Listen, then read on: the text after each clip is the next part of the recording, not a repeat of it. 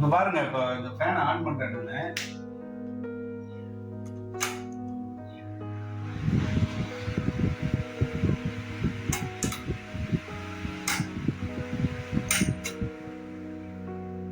On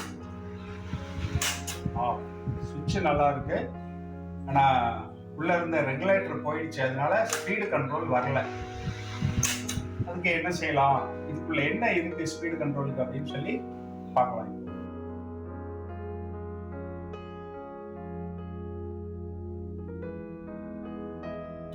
பாருங்க, இப்போ இதை ரிமூவ் பண்ணிட்டோம்.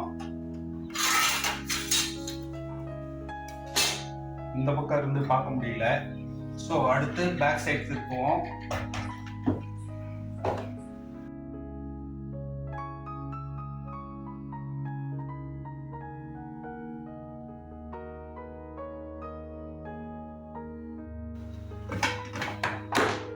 ஸோ இதை ரிமூவ் பண்ணிக்கலாம். இங்க பாருங்க, இங்க இருந்து வர ஏசியில ஒரு ஒயர் வந்து இதோ இங்க ஒரு ஒயர் போகுது. அடுத்து இங்க ஒரு ஒயர், இது இந்த ரெசிஸ்டர் வழியா தான் சேஞ்ச் ஓவர் ஆகி வருது. சரியா? ஸோ இந்த ரெசிஸ்டர் போயிடுச்சு, அதனால ஸ்பீடு கண்ட்ரோல் இல்லை. இப்போ என்ன செய்ய போறோம், இதை ரிமூவ் பண்ணிடலாம். ரெசிஸ்டரை வந்து டிஸ்கனெக்ட் பண்ணிடலாம்.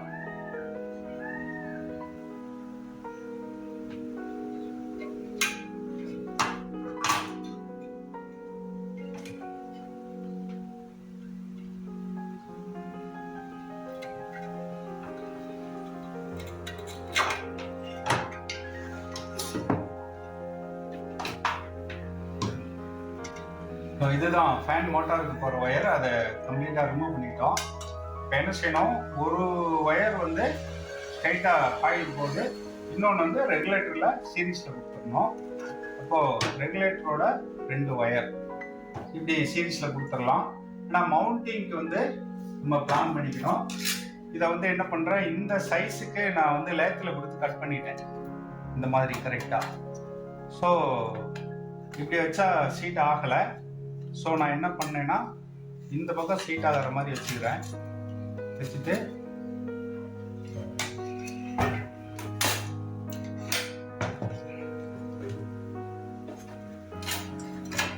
இந்த பக்கம் வச்சு இதை ஃபிக்ஸ் பண்ணிக்கிறோம்.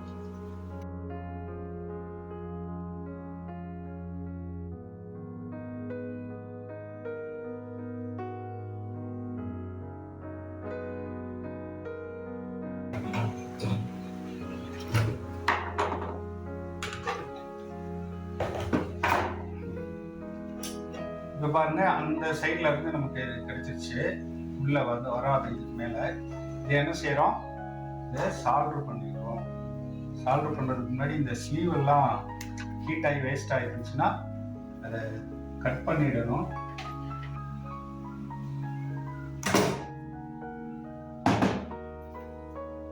அழுக்கு இல்லாம செஞ்சுக்கணும்.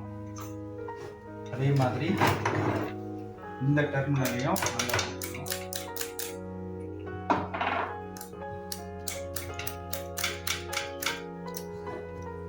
இப்போ ஏசிங்கிறதுனால இதுல ஃபாஸ்ட் நேவிட்டி பிரச்சனை இல்லை, அதனால எதை வேணாலும் எதுல வேணாலும் கனெக்ட் பண்ணலாம்.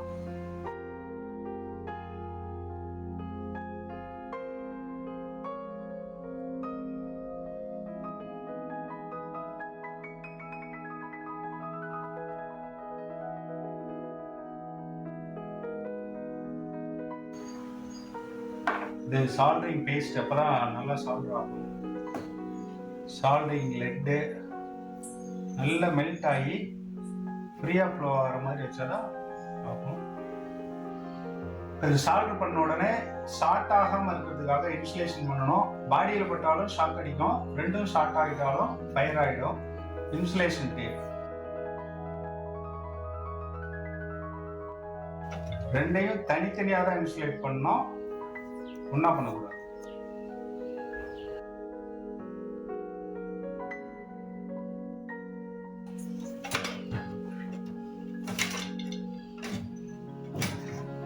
இதோட நல்லா பார்த்துக்கணும். பாருங்க, இது வந்து ஒரு ஒயர் நேரடியா ரெகுலேட்டருக்கு போகுது, இன்னொன்று நேரடியா காயிலுக்கு போகுது. இந்த ரெகுலேட்டர் வழியா அடுத்த ஒயர் காயிலுக்கு போயிடுச்சு.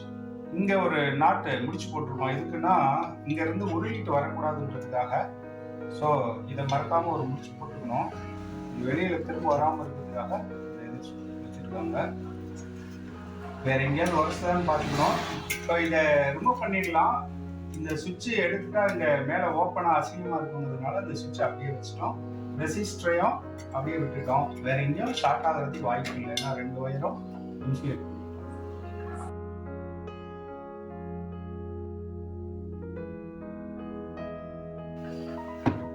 எப்பவும் ஒரு ஸ்க்ரூ மட்டும் போடுறப்ப ஃபுல் டைட் வைக்கக்கூடாது. ஏன்னா லைட்டாக அலைன்மெண்ட் பண்ண வேண்டியிருக்கும் பின்னாடி. அதனால முதல்ல ஃபுல்லாக டைட் வைக்கக்கூடாது. அடுத்து டயகனலி ஆப்போசிட் ஸ்க்ரூ தான் போடணும். அப்போதான் பேலன்ஸ்டாக ப்ரெஷர் கிடைக்கும். கொஞ்சம் ஃப்ரீயாகவே இருக்கணும் ஃபைனலைஸ் பண்ணுறதுக்கு முன்னாடி.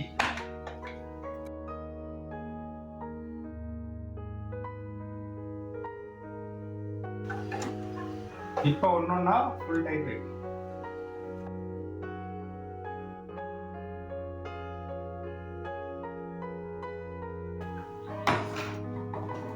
ஓகே, செக் பண்ணுவோமா?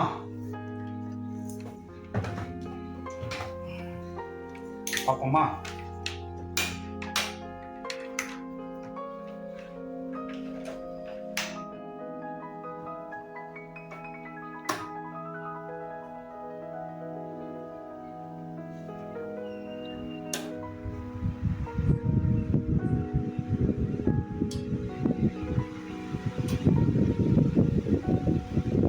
எந்த கண்ட்ரோலும் இல்லை.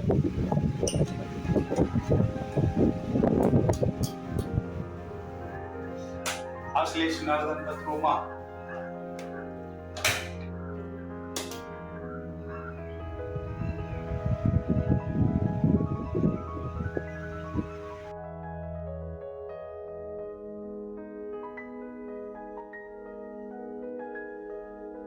வாழ்த்துக்கள்.